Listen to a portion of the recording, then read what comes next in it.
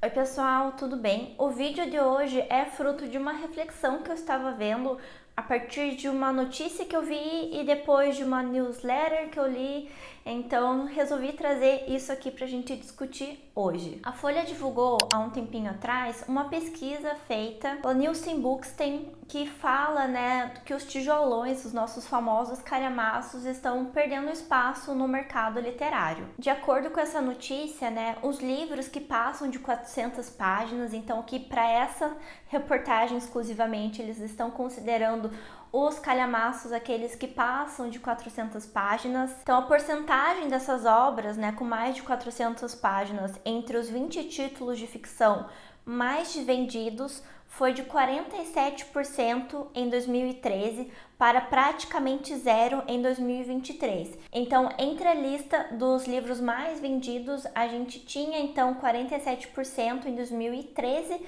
Em 2024, no último ano, isso decresceu, para absolutamente zero. E curiosamente, George Orwell está sempre aí nessa lista dos mais vendidos, tanto com 1984 quanto com a Revolução dos Bichos.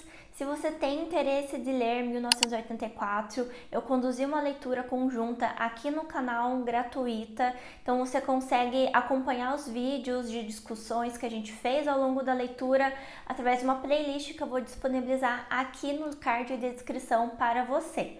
Mas eu fiquei muito reflexiva com isso, porque eu não tinha tido essa percepção.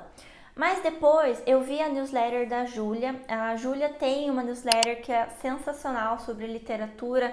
Eu vou deixar aqui no card de descrição o link do Instagram dela, que daí lá vocês conseguem conhecer o trabalho dela e também tem daí o acesso direto também para a newsletter dela. Mas ela escreveu sobre calhamaços e eu vou destacar aqui um trecho, que eu achei bem legal e que foi o que ficou ressoando daí para mim depois que eu vi essa notícia.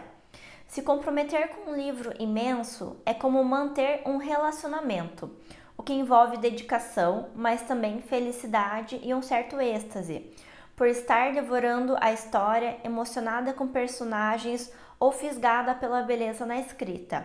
Eu não guardaria essas histórias comigo se não tivesse adorado as leituras, se não as tivesse feito por e com puro prazer.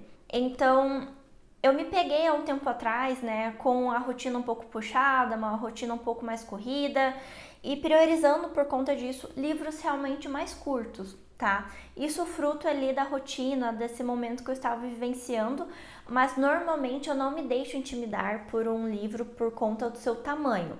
Mas eu percebi que até alguns produtores de conteúdo, eles têm se posicionado em que, se o livro tiver menos de 300 páginas ou menos de 350, eu vou priorizar a leitura dele. E eu sei que é muito fácil a gente ter esse sentimento de que chegou um livro novo, o livro é curtinho, daí como é curtinho a gente consegue enfiar na leitura, no hall ali dos livros em andamento. Mas isso faz com que os calhamaços realmente acabem ficando mais esquecidos, mais em segundo plano, tá? Eu entendo imensamente as pessoas que têm dificuldade em iniciar calhamaços por ter medo deles, mas vamos tentar racionalizar também um pouquinho esse medo, Qual que é o medo em si? Eu entendo, na minha experiência, que o mais importante ao ler um calhamaço é manter a constância. Então, mesmo que você não consiga ler todos os dias ininterruptamente, ler pelo menos ali 5 páginas, não deixar espaçar muito tempo entre a última leitura, porque isso realmente faz com que a gente desengaje. Mas eu vejo que isso pode ser fruto de um momento maior que a gente está vivendo na nossa sociedade, porque como a gente pode perceber, a gente tem uma mudança de consumo de conteúdo de uma forma geral para conteúdos mais rápidos e que tem também aquela satisfação imediata. Então, aqueles vídeos tanto de coisas bonitas que a gente gosta de ver, vamos pensar no ramo de literatura, que as pessoas gostam de ver aqueles vídeos, no TikTok ou no Reels, falando sobre livros bonitos, livros riscados, livros anotados. Então, é normal que esse tipo de consumo, por mais que não seja o mesmo, ele acabe refletindo também nos livros que a gente está lendo. Então, eu acho que é muito fácil a gente questionar a galera que fica no Instagram ou no TikTok quando a gente, como leitores, está priorizando livros mais curtos, que sejam mais rápidos a leitura, por mais profundo que seja, mas que a gente não se aventure por um livro maior, porque como a Júlia comentou, é sim um relacionamento. Eu tava essa semana conversando com os membros ali no Telegram e uma pessoa comentou ali que estava terminando um livro e que não queria terminar porque passou tanto tempo com aquele livro, que ia sentir saudade, que ia sentir falta do livro. E eu acho que, ao mesmo tempo que um livro grande, um calhamaço, ele demanda mais energia do nosso lado para que a gente dedique tempo, porque a gente não vai conseguir terminá-lo tão rápido assim, isso também acaba favorecendo que a gente tenha uma experiência mais longa, mais duradoura, e por conta disso a gente lembre por mais tempo dessa experiência. Então tem o ônus e o bônus da mesma situação, e que eu acho que o resultado acaba valendo mais a pena, tá? Então, eu acho que é interessante a gente se questionar disso, o quanto que a gente não está escolhendo livros de leitura rápida, de estímulos rápidos, de recompensa rápidas, porque é gostoso terminar um livro rapidinho, né? O que eu pensei então hoje em fazer aqui nesse vídeo, dita toda essa reflexão inicial e esse convite para a gente refletir sobre os nossos próprios hábitos de leitura, porque não é porque somos leitores que não podemos nos desafiar com algumas coisas diferentes na nossa rotina. Resolvi trazer aqui alguns calhamaços que eu li e que eu recomendo para vocês, muito tendo em vista aquele número de páginas que a Folha determinou ali, então livros a partir de 400 páginas.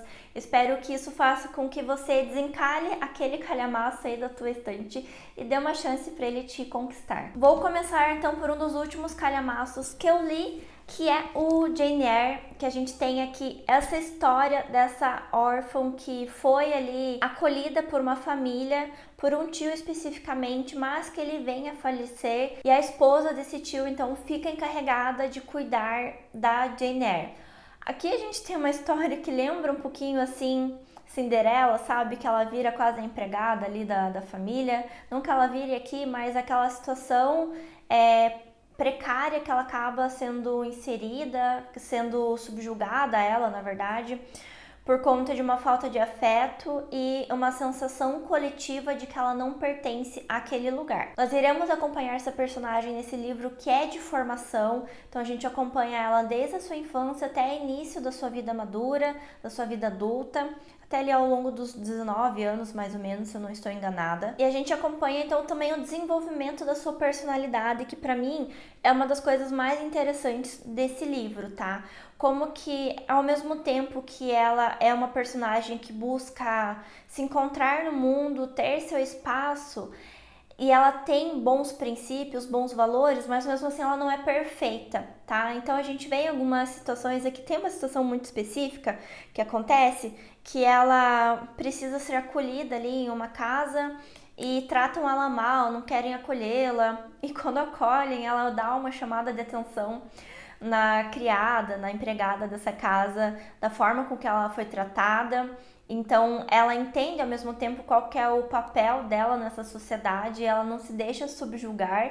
Então acho que em alguns momentos ela é até um pouco envaidecida, um pouco orgulhosa, mas eu gosto de como isso faz sentido com a personalidade dela. Aqui nós vamos ter, né, um romance com o Sr. Rochester, que é protetor de uma criança da qual ela vai ser educadora. Então ela vai para essa casa do Sr. Rochester, que vai cuidar dessa criança, e que a gente sabe que daí vai ter um romance ali, mas para você saber como isso vai se desdobrar, você precisa ler o livro, e a forma com que se desdobra é sensacional. Eu acho que é um dos melhores plots da literatura que a gente tem, então tente evitar spoiler ao máximo, porque eu acho que é o tipo de livro que vale a pena a experiência, sem saber muito sobre o enredo e sobre o desdobramento, porque o final realmente surpreende quando você não está esperando. Por sinal, nós estamos lendo Jane Eyre na minha área de membros aqui no canal, então sinta-se convidado a participar desta área. Você consegue assinar se tornando membro a partir do nível 2. Você tem acesso tanto à leitura de Jane Eyre como dos romances do Machado de Assis em ordem cronológica. E no dia 1º de agosto a gente inicia, ou iniciou, não sei quando você está vendo esse vídeo, mas a gente inicia então a leitura de O Tempo e o Vento, o volume 1 do Continente, de Érico Veríssimo. Você tem acesso a tudo isso com apenas uma assinatura de apenas R$ 8,99 por mês.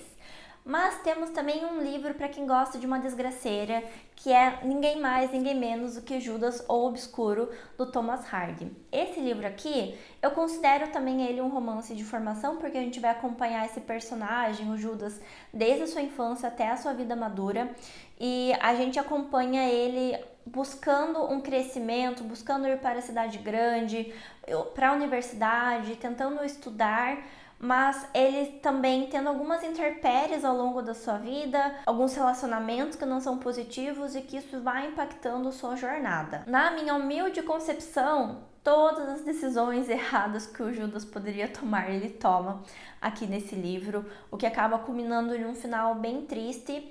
E apesar de ser um livro que todo mundo fala que é uma desgraceira infinita, eu gosto sempre de comentar que é o tipo de livro que, apesar dele ser muito trágico, para mim o que mais pega é que, apesar das tragédias, ele tem um tom melancólico.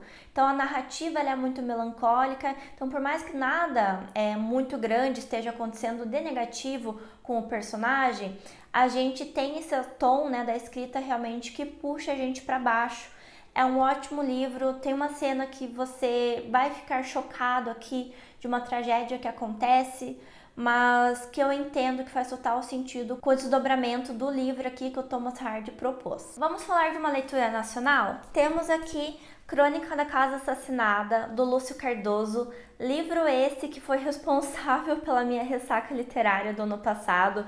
Até fiz um vídeo falando da ressaca literária e fiz uma resenha também desse livro.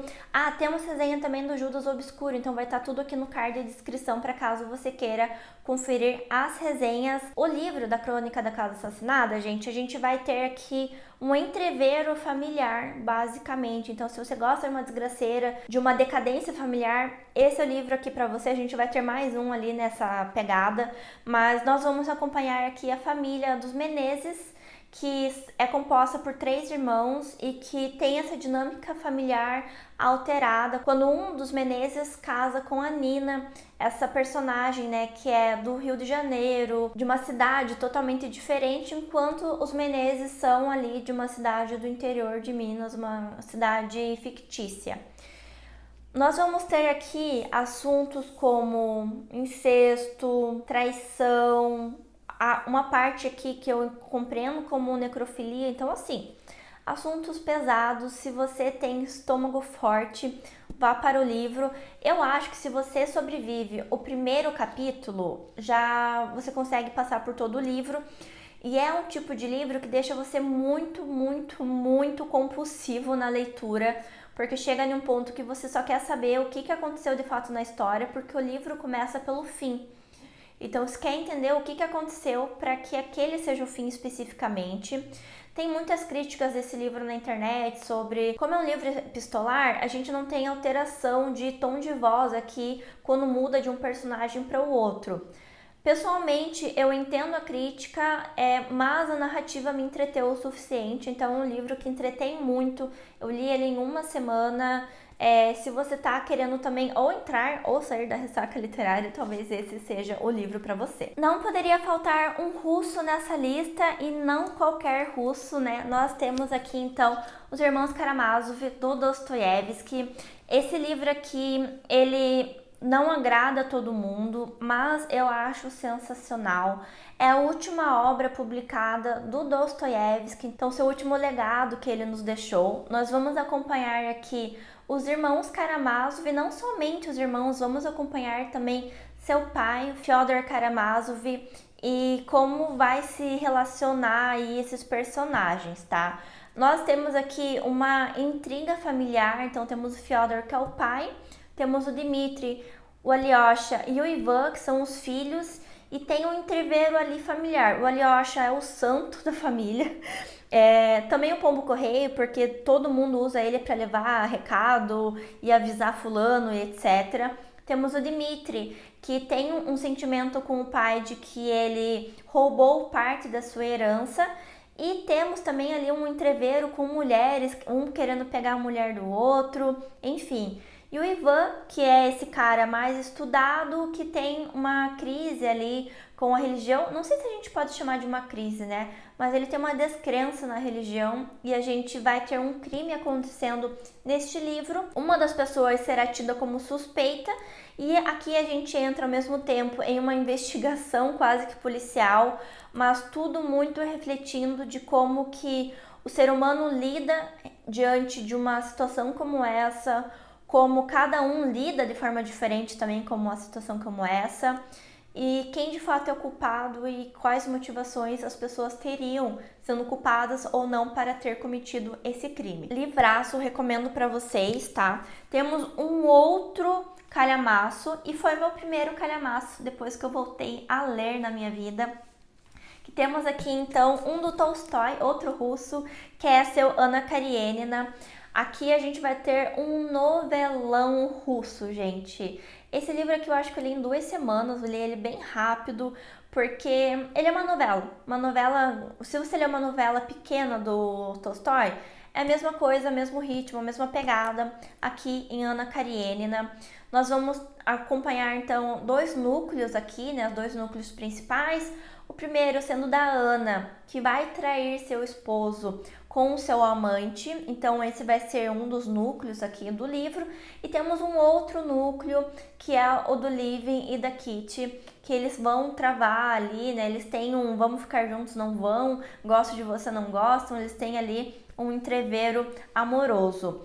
Temos também aqui muito o desenvolvimento de como que as pessoas lidam com a sua liberdade, lidam com seus afetos, lidam com os seus desejos. E um fim aqui para Anna Karenina, que eu acho que todo mundo já deve ter levado spoiler. Se você não levou ainda, este é o sinal para você ler este livro, porque é um final que ele chega às últimas instâncias do ser humano e eu adoro como isso se conecta com o desenvolvimento da personagem da Anna Karenina, a construção dos seus atos e as suas consequências também. Livraço, livraço, gente. Bom, temos um livro aqui que eu não gostei, mas isso não quer dizer que você não pode gostar, né? Eu tenho também resenha para esse livro, que é Os Buddenbrook, do Thomas Mann. Calhamaço mesmo, gente. Esse livro aqui, ele tem mais de 700 páginas, tá? Nós vamos falar, então, sobre uma decadência familiar, que é também o subtítulo do livro, e nós vamos acompanhar essa família, os Buddenbrook, vivendo ano após ano. Eu acho que, se não me engano, a gente acompanha 3 ou 4 gerações aqui. Nós vamos acompanhando os motivos dessa decadência. A gente tem a decadência moral, a gente tem a decadência financeira, espiritual, emocional, todos os tipos de decadência a gente vai acompanhar aqui, mas diferente da Crônica da Casa Assassinada, que é muito mais visceral, ela é muito mais esdrúxula, ela é muito mais impactante, aqui a gente tem um livro que é um pouco mais sutil. Eu queria comentar de um personagem que morre aqui, que é a minha parte preferida, mas talvez seja um spoiler, então vou me abster de comentários. Mas é um livro que muitas pessoas falam muito bem dele, tá? Então eu recomendo que vocês busquem resenhas de pessoas que gostam desse livro. Vou deixar minha resenha aqui, mas como eu não gostei tanto, eu acho que eu não sou talvez a pessoa mais indicada. Mas eu sei que é um livro que muitas pessoas amam de paixão, que faz com que realmente adentrem a história, né? Os livros do Thomas Mann. E por último, temos aqui um livro extremamente gótico, que é o Drácula, gente. Esse livro aqui eu li o ano passado. Ele tem, deixa eu ver quantas páginas que ele tem aqui, essa é a minha edição da Dark Side, que é uma edição lindíssima, por sinal, ela tem bastante material de apoio, ela tem mais de 560 páginas, tá? Eu tenho essa edição Dark aqui com o corte dourado, maravilhosa. E se você acha que você conhece a história do Drácula, mas não leu o livro, te faço o convite para lê-lo, porque aqui a gente vai ter uma história que eu não esperava a forma com que ela fosse narrada. Ela tem também uma narrativa epistolar e toda essa narrativa foi estruturada por uma personagem que é a Mina, e a gente vai ter então todos esses homens também adentrando a história. Vamos ter o Van Helsing, todos eles tentando identificar o porquê que uma personagem acabou falecendo, depois descobrindo e tentando lutar contra esse mal esse que é o Drácula. Nós temos resenha para esse livro aqui no canal. Por sinal, eu conecto ele com o Harry Potter, então ficou uma resenha bem diferente. Recomendo para vocês.